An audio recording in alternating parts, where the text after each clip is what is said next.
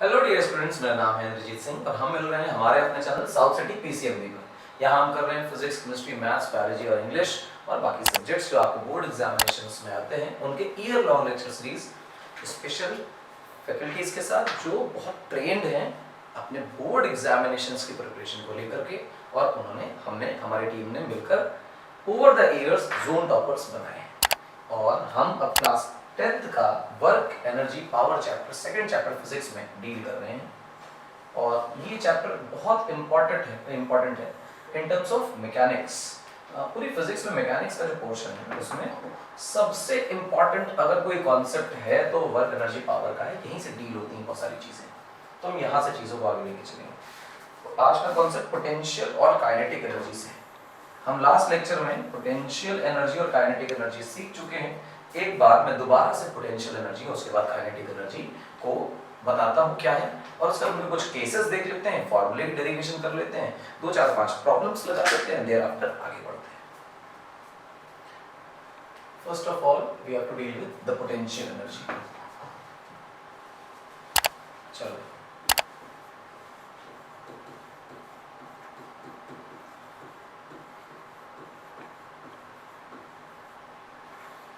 ये रहा साहब आपका पोटेंशियल एनर्जी। तो आपने पोटेंशियल एनर्जी फंक्शन में कुछ बेसिक आइडिया सीखा था कि energy due to spatial location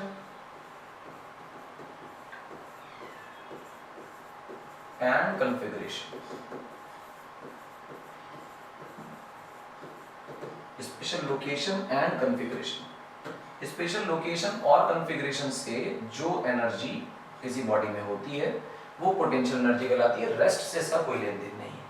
हाँ ये है, रेस्ट में भी ये एनर्जी हो सकती है। जैसे एक एग्जांपल देखिए, आपके पास एक तीर है, आपने इसमें लगाया, देयर आफ्टर इसे स्ट्रेच किया,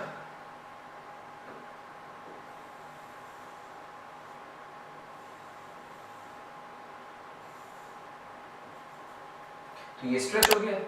अब जब स्ट्रेच हो गया तो धागा खिंच गया, हम कहेंगे धागे की स्पेशल लोकेशन आ गई, स्पेशल अरेंजमेंट हो गया, खिंचा हुआ स्ट्रेच स्प्रिंग हो गई, तो इसमें आपके लिए पोटेंशियल एनर्जी आ गया। ग्राउंड पर एक ब्लॉक रखा था, इसको खींच कर आप ऊपर ले गए, जब यहां से छोड़ोगे तो ये मूव करने लग जाएगा, इसमें काइनेटिक एनर्जी आ जाएगी। हम कहेंगे इसकी स्पेशल लोकेशन की वजह से इसमें काइनेटिक एनर्जी है। अच्छा, पोटेंशियल एनर्जी किस किस टाइप की होती है उनकी जगह जानकारी ले लें। तो पोटेंशियल एनर्जी जैसे ग्रेविटेशनल पोटेंशियल एनर्जी पढ़ेंगे,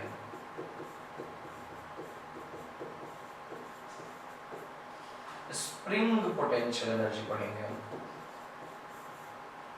जैसे इलेक्ट्रोस्टैटिक पोटेंशियल एनर्जी पढ़ेंगे हम, जैसे इलास्टिक पोटेंशियल एनर्जी पढ़ेंगे हम, और एक बहुत टाइप की। लेकिन कोर्स में बच्चों सिर्फ और सिर्फ ग्रेविटेशनल पोटेंशियल एनर्जी ही है, क्योंकि इसके अलावा जो फंक्शंस उनको पढ़ने के लिए हमें डिफरेंशिएशन इंटीग्रेशन की जरूरत पड़ती है। क्योंकि डिफरेंशिएशन इंटीग्रेशन हमारे कोर्स में नहीं है, नेक्स्ट ईयर इन्वॉल्व होगा, आएगा, इंट्रोड्यूस होगा, तो हम अगले साल ही उन्हें देखेंगे। हम जीपीई ग्रेविटेशनल पोटेंशियल एनर्जी को ही देख सकते हैं। ग्रेविटेशनल पोटेंशियल एनर्जी हम लास्ट लेक्चर में करके आए, इस वजह से अभी हम जीपीई पर बहुत कमेंट नहीं करेंगे। अच्छा सा मजा आया, कुछ भी अच्छी बात है। जरा जीपीई के बारे में कुछ और बताओ। तो आप जानते हैं कि जीपीई के लिए आप किसी एक लेवल को जीरो पोटेंशियल एनर्जी मान लेते हैं, ठीक है ना। जीरो पोटेंशियल एनर्जी लेवल, आपने जीरो पोटेंशियल एनर्जी लेवल माना, यहां से ब्लॉक को खींच कर ले गए ऊपर, कहां ले गए, यहां ले गए। ये कितनी हाइट है, h हाइट है, तो यहां पोटेंशियल एनर्जी कितनी है बेटा, mgh। हम लोग यही बात सीख कर आए थे कि जीपीई यानी पोटेंशियल एनर्जी का फंक्शन होता है कितना बेटा, mgh। ग्राउंड से कितना ऊपर हम पार्टिकल को ले गए हैं वो mgh है पोटेंशियल एनर्जी। इस तरह से पोटेंशियल एनर्जी हम लोगों ने लास्ट लेक्चर में जीपीई डिफाइन करी थी। नाउ काइनेटिक एनर्जी की चर्चा करते हैं, क्योंकि बड़े काम की है हमारे लिए आज।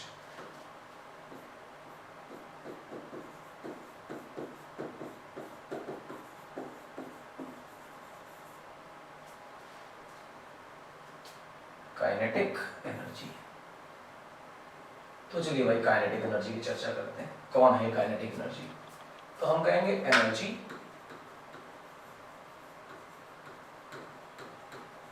Due to motion. मोशन में रहने की वजह से जो एनर्जी है वो काइनेटिक एनर्जी है। अब बच्चे साथ में परेशान होते हैं कि सर एक पूरी लाइन भी ठीक से नहीं लिखी, इसमें नंबर कैसे मिलेंगे? तो नंबर देखो ऐसे मिलेंगे। एनर्जी क्या होती है तुम सोचो। एनर्जी होती है कैपेसिटी टू डू वर्क, यानी जिस क्षमता की वजह से हम कुछ कार्य कर सकते हैं, वर्क कर सकते हैं, फोर्स लगा के बॉडी को डिस्प्लेस कर सकते हैं, वो क्षमता जो हमारे अंदर स्टोर्ड है वो ही एनर्जी।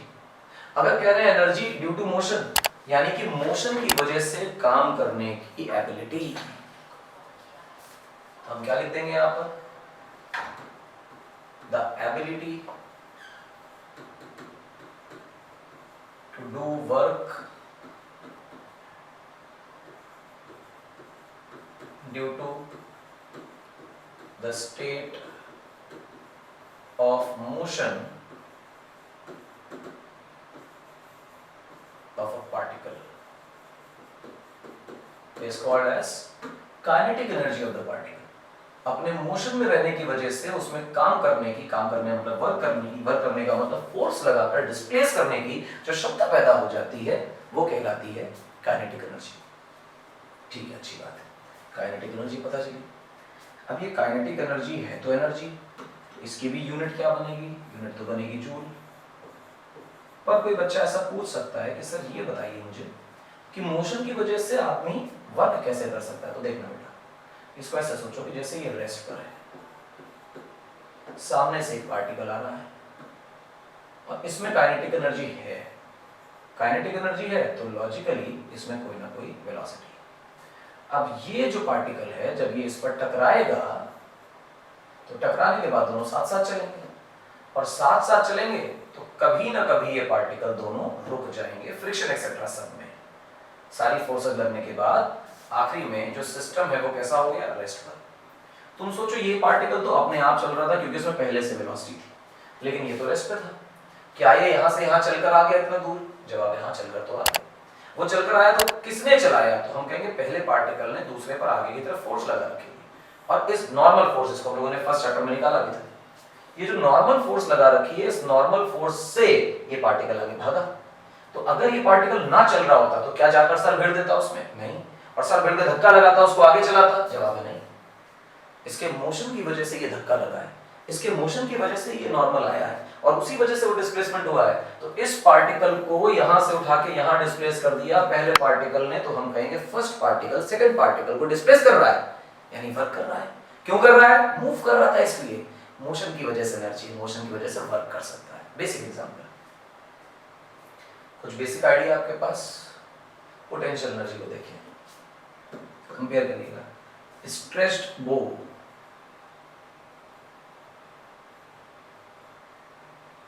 पोटेंशियल एनर्जी, पार्टिकल में कोई मोशन नहीं है अभी तो काइनेटिक छोड़ दीजिए, लेकिन ये जो स्ट्रिंग बांधी हुई है ये स्ट्रेच हो गई है, और स्ट्रेच एक ऐसी स्पेशल कॉन्फ़िगरेशन है कि अगर स्ट्रेच कर देंगे तो उसे रिलीज करने को झटके से आगे भागेगा। यानी स्ट्रेच्ड स्ट्रिंग एक स्पेशल कॉन्फ़िगरेशन है, और स्पेशल कॉन्फ़िगरेशन मतलब potential energy. When you release the stretch string, जब छोड़ोगे तो झटके से आगे आएगी, तो स्ट्रिंग तो सीधी हो जाएगी, लेकिन वो जितनी पोटेंशियल एनर्जी स्टोर थी वो सारी की सारी पोटेंशियल एनर्जी मिल जाएगी एरो को, और एरो अब भागने लग जाएगा। एरो भागने लगा यानी इसके पास आ गई काइनेटिक एनर्जी। तो आपको दो केसेस देखे, काइनेटिक के और पोटेंशियल के, ह्यूमन सीरीज। अब ये देख लिया आपने, तो अगला देखिए। एक बालक है, इसका नाम है कुछ भी,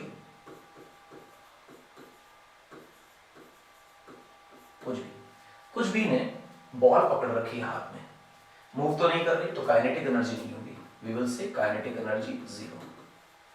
ग्राउंड ये है। एक बात तो तय है कि ग्राउंड से हम कहीं ऊपर बॉल को देख पा रहे हैं, देखो बहुत ध्यान से, ग्राउंड से बहुत ऊपर देख पा रहे हैं बॉल को। ऊपर देखने का मतलब हम लोग किसी एच हाइट पर देख रहे हैं। हम लोग समझ के आए हैं अभी अभी कि mgh इसकी बेसिकली पोटेंशियल एनर्जी होती है। पर पोटेंशियल एनर्जी क्यों है? क्योंकि जब ग्राउंड से ऊपर अगर आप बॉल को छोड़ोगे तो ग्रेविटी की वजह से वो नीचे भागेगी। तो आपको पता है कि ऐसी स्पेसिफिक लोकेशन है कि जहां से बॉल को छोड़ने पर बॉल नीचे भागती है। तो इस स्पेसिफिक लोकेशन की वजह से बॉल में स्पेशल कैरेक्टरिस्टिक आ जाएगा। तो वी विल से कि हाँ यहाँ पर इसकी पोटेंशियल एनर्जी स्टोर्ड है इसके अंदर। When you throw the ball, अब बॉल को छोड़ दिया गया तो लगातार बॉल नीचे आ रही है किसी वेलोसिटी से, एंड यू सी कि हाइट लगातार डिक्रीज हो रही है, h डिक्रीज हो रही है। h डिक्रीज होने से पोटेंशियल एनर्जी डिक्रीज हो रही है। तो सारी की सारी पोटेंशियल एनर्जी कहाँ चली जा रही है? काइनेटिक एनर्जी में। इसी वजह से तो इसकी वेलोसिटी आ रही है, इसी वजह से तो इसकी वेलोसिटी लगातार बढ़ती जा रही है। तो all the potential energy is being converting into kinetic energy. अब बॉल के पास पोटेंशियल भी है और काइनेटिक भी है। क्या बात है।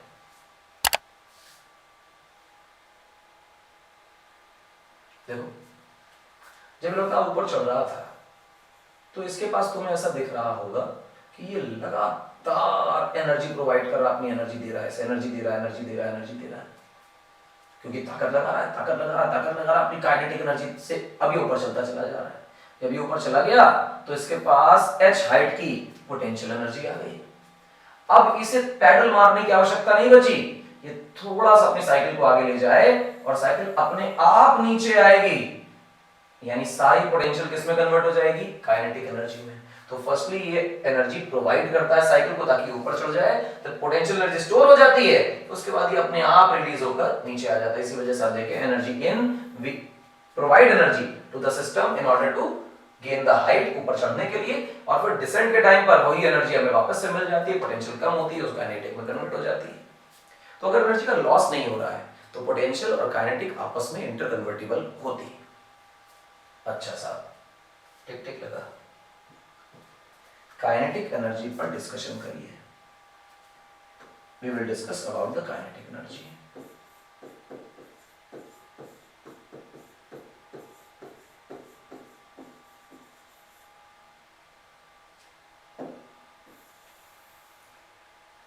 काइनेटिक एनर्जी देखते हो बच्चों, बहुत इत्मीनान से, कितना सुंदर टॉपिक है।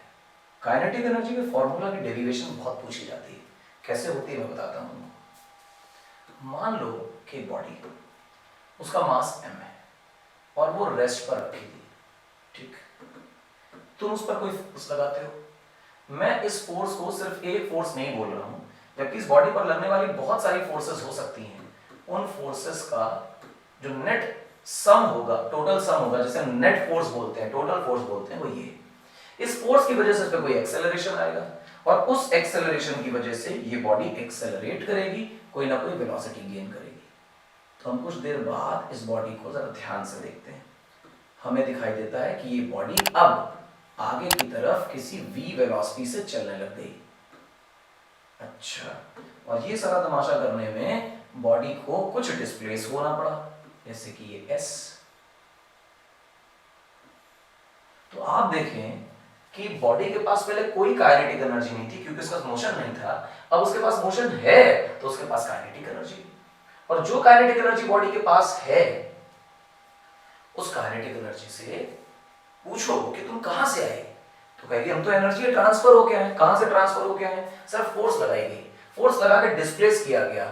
फोर्स लगा के बॉडी को डिस्प्लेस करने का मतलब है वर्क करना।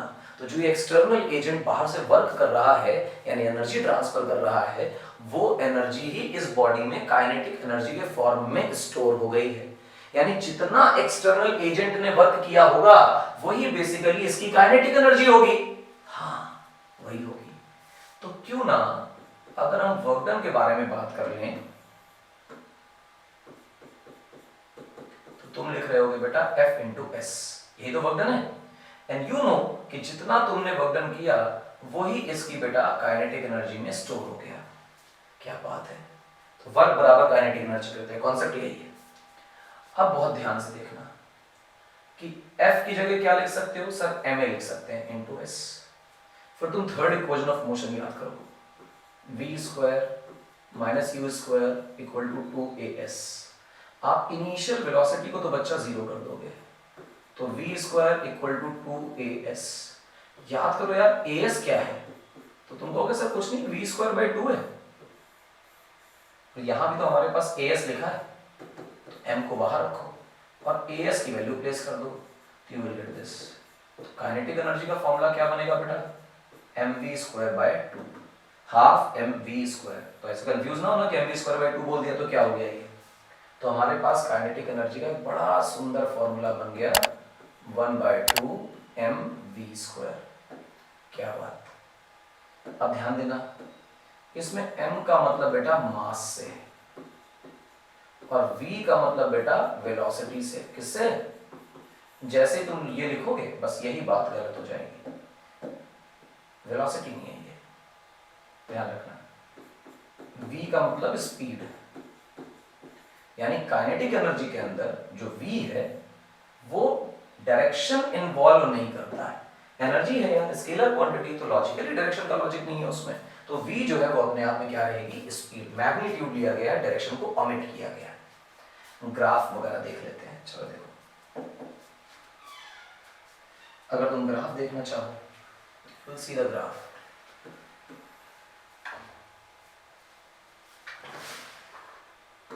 अब देखो काइनेटिक एनर्जी का ग्राफ कैसा बनेगा, हाफ एम वी स्क्वायर।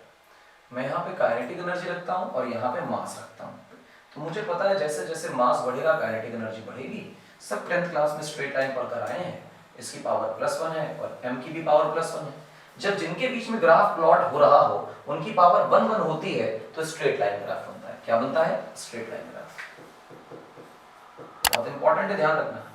जब भी कभी ग्राफ ऐसा दो क्वांटिटीज के बीच में बनाना है, k और m के बीच में बनाना है, तो सिर्फ k को देखो और m को देखो। k की पावर कितनी? 1। m की पावर कितनी? 1। लीनियर फंक्शन कहलाता है ये। और लीनियर फंक्शन के हमेशा ग्राफ कैसे बनते हैं? स्ट्रेट लाइन बनते हैं। इस वजह से ये ग्राफ कैसा है? Straight line.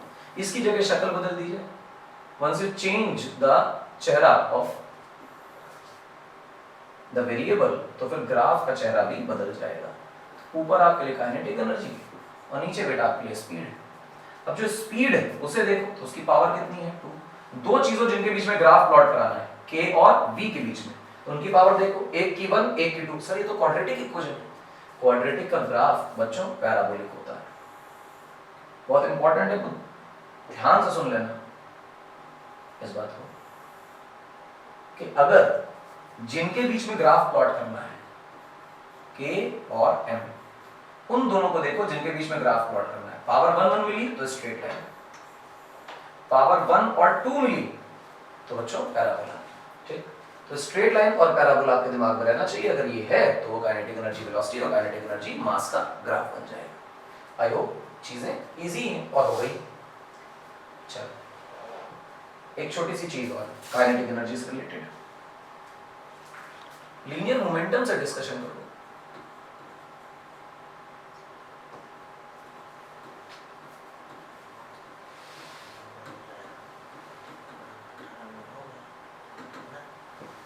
लीनियर मोमेंटम से डिस्कशन करो, क्या होता है ये। हम 9th क्लास में पढ़कर आए लीनियर मोमेंटम, तो 10th में तो पढ़ ही लेंगे। लीनियर मोमेंटम वेक्टर क्वांटिटी है। इस क्वांटिटी को डिराइव करते वक्त हिस्टोरिकली कोई फिजिक्स नहीं लगाई गई थी। इसको डिफाइन करने में बस मोशन का इनर्शिया ध्यान में रखा गया और एक कंपोजिट फंक्शन डिराइव कर दिया गया, बना दिया गया। इससे ज्यादा इसकी कोई वैल्यू नहीं। कहने का मतलब ये है कि जब आप इनर्शिया ऑफ मोशन को डिफाइन करते हैं तो इनर्शिया ऑफ मोशन दो चीजों से मिलकर बनता है या दो चीजों पे डिपेंड करता है। पहला इनर्शिया ऑफ मोशन डिपेंड करता है कि कोई बॉडी कितनी भारी है, यानी इसका मास कितना ज्यादा है, कितनी हैवी।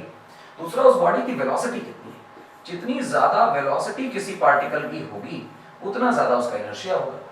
तो फिर इनर्शिया ऑफ मोशन को डिफाइन करने के लिए दो अलग टर्म्स का इस्तेमाल करना पड़ता। इससे बचने के लिए इन लोगों ने क्या किया कि एक ही टर्म बना दिया, इन दोनों को मिला दिया और m into v वेक्टर बना दिया और इस वेक्टर को नाम क्या दे दिया? Momentum vector. याद रखिए बच्चों, हिस्ट्री में इसके अलावा कोई और ऐसी बात नहीं कि इसके पीछे कोई और फिजिक्स है। बस दो चीजों को मिला करके एक क्वांटिटी बना दी गई। इसकी यूनिट देखने जाएंगे बेटा, तो यूनिट इसकी बनेगी kilogram metre per second. SI unit है। यूनिट बहुत बार पूछी गई है तो आपको याद ही होनी चाहिए। अब अगर आपसे लीनियर मोमेंटम के मैग्नीट्यूड के बारे में विचार करता है, बताओ क्या होगा, तो आप इसको m into v वेक्टर का मैग्नीट्यूड बोल देंगे। अब जब उसे मैग्नीट्यूड ही नाम दे रहे हैं तो वेलोसिटी ना बोलकर फिर उसे स्पीड बोल दो तो कोई बुराई नहीं है। ठीक, ये लीनियर मोमेंटम है। अब साहब लीनियर मोमेंटम में भी घपले हैं कि जरा फॉर्मूले से ग्राफ प्लॉट कर लो। ग्राफ पूछे जा सकते हैं, इसलिए इस पे बहुत ध्यान देना होता है। ये रहा आपका लीनियर मोमेंटम, ये रहा इसका मास। इसी तरह दूसरा ग्राफ भी बन सकता है, बहुत ध्यान से देखना बेटा। एक तरफ रहा आपका लीनियर मोमेंटम और एक तरफ रही आपकी वेलोसिटी।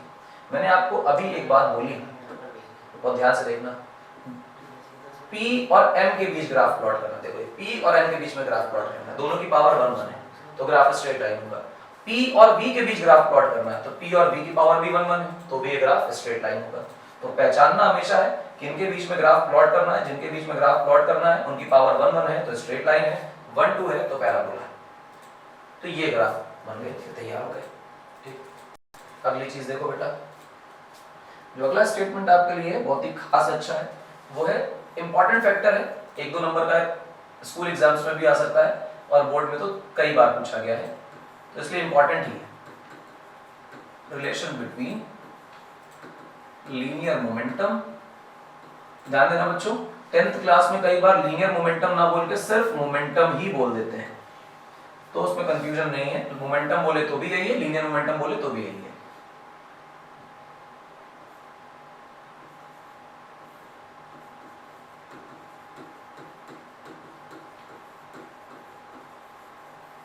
लीनियर मोमेंटम और काइनेटिक एनर्जी के बीच का रिश्ता, तो रिश्ता निकालना बड़ा आसान है, थोड़ी सी डेरिवेशन है, जरा सी है, इंपॉर्टेंट है, 2 नंबर में आती है, देख लीजिए। आप सबसे पहले काइनेटिक एनर्जी लिखिए, फॉर्मूला 12mv² और फिर आप मोमेंटम लिखिए, आप कहेंगे mv। तो तकलीफ की बात यह है कि दोनों में 2 चीजें कॉमन है, एक मास और एक वेलोसिटी। आप वेलोसिटी को अगर त्याग देंगे तो वेलोसिटी खत्म होकर मास के टर्म में रिलेशन आ जाएगा, मास को त्याग देंगे तो मास खत्म होकर वेलोसिटी के टर्म में रिलेशन आ जाएगा। मैं वेलोसिटी को हटाना चाहता हूं, वेलोसिटी का फॉर्मूला अगर आप देखेंगे मोमेंटम के फॉर्मूले में तो p/v1 p/m बन जाएगा।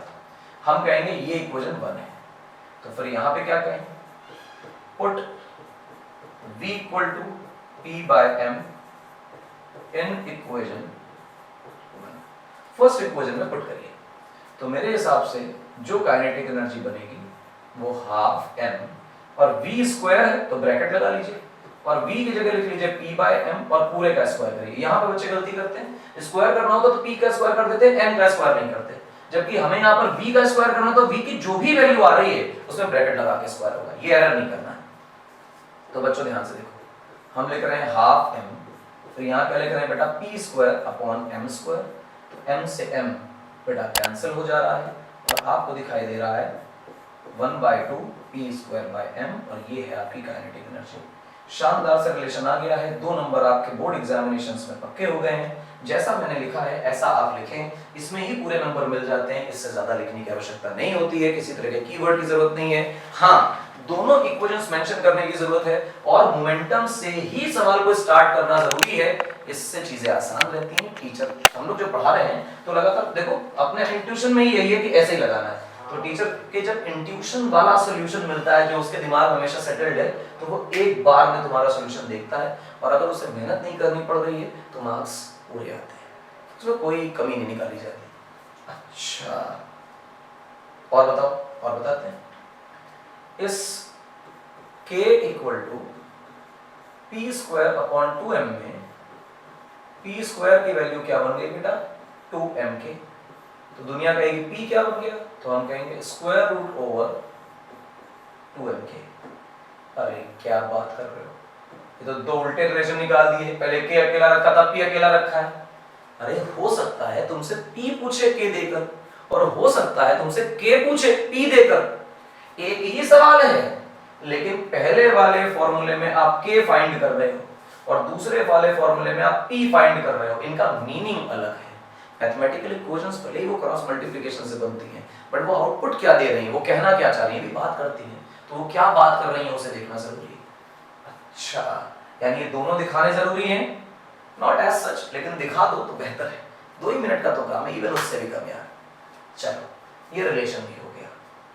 Once you get the relation, तो मैं इसमें भी तुमसे ग्राफ प्लॉट करवाता हूं। Kinetic energy is nothing but p²/2m।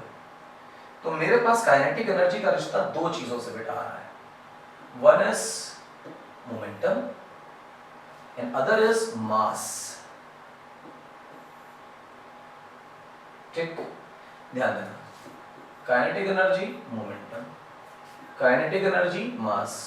Sir graph अगर k और p में बना रहे तो m क्या कहीं घूमने जा रहा है? नहीं, जिस क्वांटिटी में ग्राफ बनाते हैं उन्हें ग्राफ में प्लॉट करते हैं, बाकी जो कुछ भी लिखा है उस सबको हम कांस्टेंट मान लेते हैं। जिनके बीच में ग्राफ प्लॉट कर रहे हैं वो वेरिएबल्स हैं, बाकी इसके अलावा जो कुछ लिखा है उसे हम कांस्टेंट मान लेते हैं। ग्राफ बनाने के बेटा निंजा टेक्निक यही है, दिमाग में रखना। जिनके बीच में ग्राफ प्लॉट किया वो वेरिएबल, उसके अलावा जो कुछ लिखा है वो कांस्टेंट। ये सोच कर ग्राफ बनाया जाता है, इंट्यूशन में यही रहता है ग्राफ बनाते वक्त। तुम देखो, जिसके बीच में ग्राफ प्लॉट करना उसकी पावर 1, उसकी पावर 2, सर ये तो पैराबोला है, अभी भी डिस्कस किया था, पैराबोला। जिसके बीच में ग्राफ प्लॉट करना है k और m, जिसकी पावर 1 दूसरे की भी पावर 1, तो ये तो स्ट्रेट लाइन होगा, गलत। पीछे के ग्राफ अगर तुम बेटा देखोगे तो तुमको देखेगा पावर 1 और 1 है, लेकिन ये भी ऊपर है और ये भी ऊपर है। और अभी जो हम कर रहे हैं उसमें देखो k ऊपर और m नीचे। इनवर्सली प्रोपोर्शनल वाला ग्राफ बन जाए तो ऐसा डिक्रीजिंग टाइप का ग्राफ बना दीजिए। कैसा बना दीजिए? डिक्रीजिंग टाइप का ग्राफ। आप इसे देखेंगे तो इससे कहेंगे कि ये पैराबोला है ग्राफ, और अगर आप इसे देखेंगे तो इससे कहेंगे कि सर ये ग्राफ हाइपरबोला है। कौन सा बोला है? हाइपरबोला है। ये ग्राफ है, बेसिक आइडिया। न्यूमेरिकल्स की बारी आती है। Work energy theorem, energy conservation और न्यूमेरिकल्स, ये बचते हैं। तो यहां से कहानी शुरुआत होगी अब न्यूमेरिकल्स, वर्क एनर्जी थ्योरम और बेसिक कंजर्वेशंस की। तो चलो बच्चों न्यूमेरिकल्स स्टार्ट करते हैं। न्यूमेरिकल्स की बारी है, काफी कॉन्सेप्ट देख लिए हैं, चलो शुरू करते हैं। मैं क्वेश्चंस आपके सामने ही फ्रेम कर रहा हूं, देखते रहिएगा कैसे क्वेश्चंस बनते हैं और फिर वो कैसे सॉल्व होते हैं। क्वेश्चन दिया हुआ है, if speed of a particle of 2 kilogram mass is 10 meters per second, find its momentum. Second part, kinetic energy. जब इसके सॉल्यूशन पर हम आएंगे तो क्या करेंगे? फर्स्ट पार्ट पर आएंगे। फर्स्ट पार्ट में भी आने से पहले सबसे पहले समझो कि क्या अप्रोच है सवालों को लगाने की। अप्रोच सवालों को लगाने की ये है कि जो भी कुछ दिया हुआ है क्वेश्चन में, उनमें से आपको सबसे पहले जो कर लेना है वो ये है कि डेटा कलेक्ट कर लीजिए। स्पीड और मास का डेटा दिया हुआ है, तो जो कुछ भी लग सकता है वो स्पीड और मास से लग सकता है। तो हम लोग लिख लेते हैं यहाँ पर मास 2 किलोग्राम्स गिवन है और स्पीड जो है वो 10 मीटर्स पर सेकेंड गिवन है। तो फर्स्ट पार्ट के सॉल्यूशन पर आइए। वो मोमेंटम पूछ रहा है, हमें पता है मोमेंटम का फॉर्मूला mv होता है, मास 2 है, स्पीड 10 है, आंसर आ रहा है 20 किलोग्राम मीटर पर सेकेंड। इस तरह से मोमेंटम फाइंड हुआ। सेकेंड क्वेश्चन को बहुत ध्यान से देखिए, काइनेटिक एनर्जी पूछ रहा है। हमें काइनेटिक एनर्जी का फॉर्मूला पता होता है और हम काइनेटिक एनर्जी जानते हैं कि होती है हाफ mv²। तो हम लोग सबसे पहले 1/2 लिख लेते हैं। मास 2 दिया हुआ है, स्पीड 10 दी हुई है, आंसर आ गया बेटा 100। और काइनेटिक एनर्जी किस में आएगी? जूल में। इंपॉर्टेंट बात बेटा ये है कि जो काइनेटिक एनर्जी लिखे हैं वो SI में लिखें, मोमेंटम भी जो लिखे हैं वो SI में लिखें। तो जो भी क्वांटिटीज SI में ना दी हों उन्हें कन्वर्ट कर लीजिए आप लोग किसमें बेटा? SI में, तो बात बन जाएगी। चलो अगले सवाल की ओर बढ़ते हैं। अगले सवाल का चेहरा देखते हैं कैसा है। कह रहा है a particle at rest tick accelerates uniformly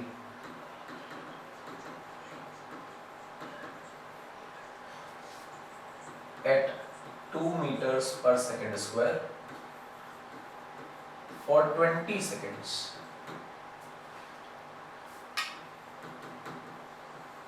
Find its kinetic energy if mass of the body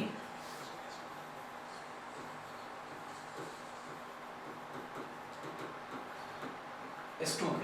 kilograms. अगर मास 2 किलोग्राम है तो बताइए कि कितनी काइनेटिक एनर्जी उसने गेन की। सबसे पहले देखो कि क्या क्या डेटा तुम्हें दिया है। डेटा जो दिया है वहीं से सवाल लगता है। मास दिया है 2 किलोग्राम, एक्सेलरेशन दिया है 2 मीटर पर सेकंड स्क्वायर। कई बार तो आप लैंग्वेज पढ़ के नहीं समझ पाते क्या डेटा दिया है, तो लैंग्वेज पढ़ के नहीं समझ में आता तो यूनिट से आप डेटा को पहचानें। मीटर पर सेकंड स्क्वायर एक्सेलरेशन है, तो डेटा लिखें। डेटा में एक्सेलरेशन की वैल्यू जो है वो 2 मीटर पर सेकंड स्क्वायर है। टाइम जो है वो 20 सेकंड्स दिया हुआ है। आप देखें डेटा नहीं दिया पर कुछ तो लिखा ही है कि पार्टिकल शुरुआत में रेस्ट पर था, यानी इनिशियल वेलोसिटी 0 थी। अगर मुझे फाइनल वेलोसिटी पता चल जाती तो पक्का पक्का काइनेटिक एनर्जी बेटा आपकी हाफ mv² हो जाती। तो यार v पता करने का ही तो खेल है सारा, मास तो दे रखा है। तो अगर v पता करने का खेल है, इसका अर्थ ये है कि ये सवाल तब सॉल्व हो पाएगा काइनेटिक एनर्जी के फॉर्मूला से जब हम equation of motion 9th class के कॉन्सेप्ट का इस्तेमाल करके क्या निकाल लेंगे, वेलोसिटी। तो हम फर्स्ट इक्वेशन ऑफ मोशन का इस्तेमाल करते हैं, u + at। इनिशियल वेलोसिटी 0 है, एक्सेलरेशन 2 है, टाइम 20 सेकंड का लग रहा है, फाइनल स्पीड जो है वो निकल कर आती है 40 मीटर पर सेकंड। स्पीड का डेटा आपके पास आ चुका है, तो काइनेटिक एनर्जी को बेटा आप लगा लीजिए। काइनेटिक एनर्जी क्या आएगी, बहुत ध्यान से देखना बेटा। काइनेटिक एनर्जी आएगी हाफ mv²। तो हाफ मास की जगह 2 और v² का मतलब हुआ 40 का स्क्वायर। 2 से 2 कैंसिल, 1600 जूल्स में आपका आंसर आएगा। सर आप डायरेक्ट कैसे जूल लिख लेते हैं? बेटा एक बात ध्यान रखो, अंधों की तरह जूल नहीं लिखना है कि जब मर्जी आए तब जूल लिख दिया। बेसिकली ये इंश्योर करना है कि हाफ mv² में सारी जो इनपुट डेटा डाला गया वो सारा का सारा किसमें था, SI में। तो आंसर भी किसमें आएगा, SI में। तो ये इंश्योर करना है कि आपको डेटा इनपुट SI में ही लाना है। बढ़िया सवाल है, देखते रहिए। बेसिक्स फंडामेंटल सवाल है, ज्यादा डिफिकल्ट नहीं है, लेकिन आपको आने तो चाहिए ही ऐसे सवाल। अच्छा सा, तो वो क्या कह रहा है, a ball of 3 kilograms has momentum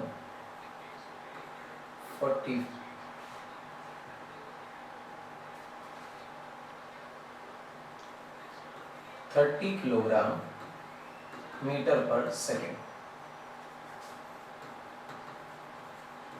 find its kinetic energy. कह रहा है कि अगर किसी बॉल का जिसका 3 किलोग्राम मास है उसका मोमेंटम 30 किलोग्राम मीटर पर सेकंड है, उसकी काइनेटिक एनर्जी कितनी होगी। तो आप सबसे पहले तो उसका डेटा पिक करिए। मोमेंटम का डेटा दिया है और मास का डेटा दिया है, काइनेटिक एनर्जी पूछ रहा है। तो अच्छे बच्चे के दिमाग में तुरंत चमकेगा, और जो थोड़े से भी एवरेज है ध्यान से देखिए। मास की वैल्यू 3 किलोग्राम्स। डरे नहीं, डेटा लिखेंगे तो बात बनेगी। मोमेंटम कितना दिया हुआ है, 30 किलोग्राम मीटर पर सेकेंड, ये दिया हुआ है। अब पूछा जा रहा है क्या बेटा, काइनेटिक एनर्जी। काइनेटिक एनर्जी का क्या फॉर्मूला होता है, तो तुम कहोगे सर हाफ mv²। v मालूम चल जाता तो बात बन जाती, जवाब है हाँ। तो हम क्या करेंगे, v निकालने के पीछे पड़ जाएंगे। चलो v निकालते हैं। मोमेंटम का फॉर्मूला क्या होता है, mv। तो v का फॉर्मूला क्या हुआ, मोमेंटम अपॉन मास। p कितना दिया हुआ है बेटा 30, और मास कितना दिया हुआ है 3। तो लॉजिकली आंसर कितना आया 10। v की वैल्यू 10 आ गई। Once you get v as 10 तो क्या करोगे, काइनेटिक एनर्जी के फॉर्मूला में रख दोगे। तो काइनेटिक एनर्जी का फॉर्मूला आएगा हाफ, पर m की जगह बेटा आएगा 3 और v की जगह आएगा 10, इसका स्क्वायर कर देंगे। तो मेरे हिसाब से आंसर आएगा 300 डिवाइडेड बाय 2। तो काइनेटिक एनर्जी आ गई बेटा आपकी 150 जूल। सवाल सर जब वेलोसिटी से ही था तो उसे मोमेंटम से क्यों जोड़ा, तो दो कारण है। एक तो आपको ये चीज आनी चाहिए जो करी, और इसका एक सेकंड मेथड भी, थोड़ा इससे छोटा हो जाएगा बट आपको थोड़ा सा याद रखना पड़ेगा। देखना बेटा क्या है सेकंड मेथड, ये कि काइनेटिक एनर्जी का फॉर्मूला आपको मोमेंटम के टर्म में मैंने अभी इसी लेक्चर में प्रूव कराया है कि k इक्वल टू p²/2l। ये फॉर्मूला याद कराया आपको, हाँ सर याद कराया, पिछले लेक्चर में किया हम लोगों ने। तो मोमेंटम कितना दिया हुआ है 30, तो 30 का स्क्वायर डिवाइडेड बाय 2। मास कितना दिया है बेटा 3, तो इसको 3 रहने दो। 30 का स्क्वायर कितना बनेगा बेटा 900 डिवाइडेड बाय 2 × 3। 3 से इसको काटोगे तो कितना आएगा बेटा 3 3 9 डिवाइडेड बाय 2, आंसर कितना आया 150 जूल। ये है बेटा काइनेटिक एनर्जी। तो चाहे आप इस मेथड से लगाइए तो भी आप समझदार हैं, इस मेथड से लगाइए तो भी आप समझदार हैं, जो क्लिक करता है वो करिए, पर दोनों आपको पता होने चाहिए कैसे हो रहा है। तो जब ये बात आपको पता है तो स्विच करते हैं बेटा अगले सवाल की तरफ। अगला सवाल बहुत ध्यान से देखिएगा क्या कहता है आपसे। सवाल बहुत अच्छा है, सिंपल है, बहुत ही इंपॉर्टेंट क्वेश्चन, याद दीजिएगा। कह रहा है काइनेटिक एनर्जी बराबर 100 जूल गिवन है, मोमेंटम बराबर equal to 40 kilogram metre per second given है। कह रहा है फाइंड मास, मास के बारे में जानकारी दीजिए। तो इस सवाल के भी दो तरीके हो सकते हैं, वही वेलोसिटी निकाल लो फिर दूसरे के फॉर्मूले में डाल दो, और या तो मोमेंटम और काइनेटिक एनर्जी का रिलेशन यूज कर लो। Kinetic energy equal to p square upon 2m। Kinetic energy कितनी दी है बेटा 100, मोमेंटम कितना दिया है बेटा 40 divided by 2m। 100 equal to 1600 divided by 2m, 2 0 से 2 0 चले जाएंगे। 2m equal to 16, m equal to 8। Sir ये किलोग्राम है कि ग्राम है? तो बच्चों ये ग्राम है। कहोगे ग्राम कैसे? फिर से वही निंजा टेक्निक, सब कुछ एसआई में दिया हुआ था तो आंसर भी किस में आएगा? एसआई में आएगा। एक न्यूमेरिकल हो गया। क्या ये आसान है? जवाब है हाँ आसान है। अच्छा सा हो गया। और कुछ है आपके पास? बहुत सारा, देखते रहिए। मान लीजिए कि आपके पास एक पार्टिकल है, वो सर्कल कर रहा है,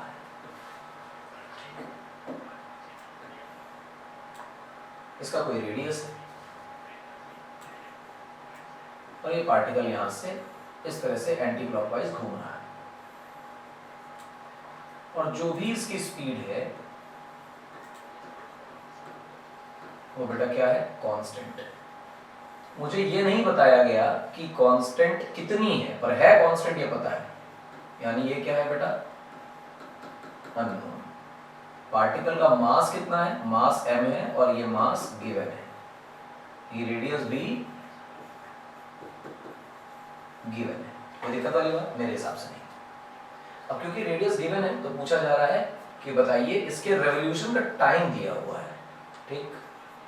t is the period of revolution। ध्यान से देखो, पीरियड ऑफ रेवोल्यूशन। अब अगर मैं r को तुम्हें 10 मीटर दे दूं, टाइम को तुम्हारे लिए 40 सेकंड रख दूं, और मास को मैं तुम्हारे लिए 2 किलोग्राम रख दूं, तो पूछा जा रहा है कि फाइंड काइनेटिक एनर्जी।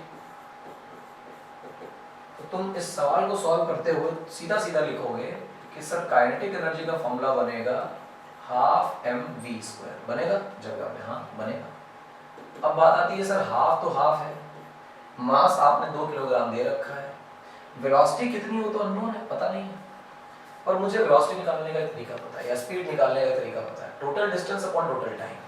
तो तुम जानते हो कि एक चक्कर मारने में ये सरकमफेरेंस के बराबर की दूरी चल रहा है, और डिवाइडेड बाय जो टाइम पीरियड ले रहा है, तो 2πr/t बराबर v बनेगा। तो मेरा ऐसा मानना है कि 2π को 2π रहने दो और रेडियस की जगह 10 हो जाए और टाइम की जगह अगर 40 हो जाए तो तकलीफ नहीं है कोई। 10 से ये कैंसिल, ये आया, तो वेलोसिटी की जो वैल्यू है बेटा वो बन गई है π/2 मीटर्स पर सेकेंड। तो ये v की वैल्यू उठा करके यहाँ डाल दो, तो हमारे लिए आंसर आएगा बेटा π/2, और क्योंकि v का स्क्वायर था तो पूरे फंक्शन का स्क्वायर हो जाएगा। we will get π²/4 as our kinetic energy। और आंसर किस में आ रहा होगा बेटा?